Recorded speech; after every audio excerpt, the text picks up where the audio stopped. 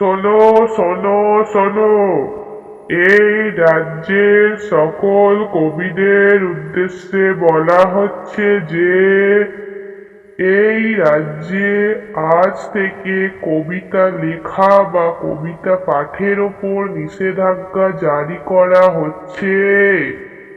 যে বা যারা কবিতা চর্চা করবে তাদের কারারুদ্ধ করা হবে। শোনো শোনো শোনো। অচিন দেশের রাজা রুদ্র শর্মা ছিলেন কবিতা প্রেমী। দেশ বিদেশ থেকে কবি শিল্পীদের আমন্ত্রণ দিয়ে নিয়ে আসতেন।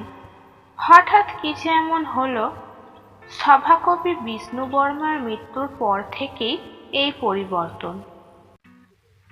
এরই মধ্যে রাজার আদেশ অমান্য করে কয়েকজন কবি কবিতা চর্চা করার অপরাধে ধরা পড়েছে।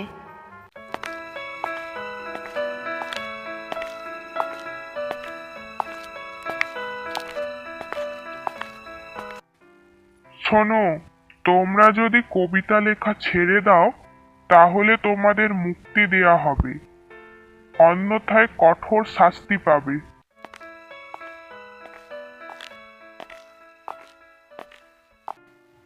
এই বলে তাদের কারাগারে বন্দি করা হলো।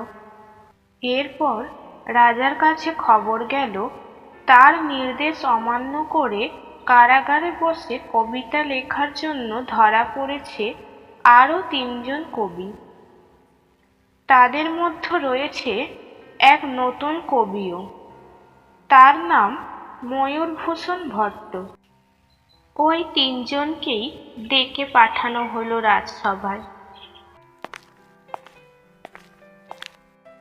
এটাই আপনাদের শেষ সুযোগ, আপনারা কবিতা লেখা বন্ধ করুন, বদলে আপনাদের আমি মুক্তি দেব, সঙ্গে অনেক পুরস্কারও দেব।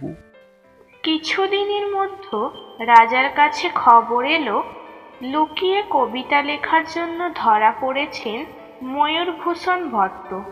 রাজার নির্দেশে তাকে আনা হলো রাজসভায়। সকলেই আতঙ্কিত।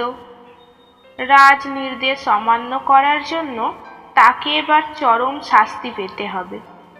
কিন্তু রাজা এসেই ময়ূরভূষণ ভট্টকে জড়িয়ে ধরলেন, বললেন, আমি সঠিক লোককেই খুঁজে পেয়েছি, যে নিজের জীবনের থেকেও কবিতাকে ভালোবাসে।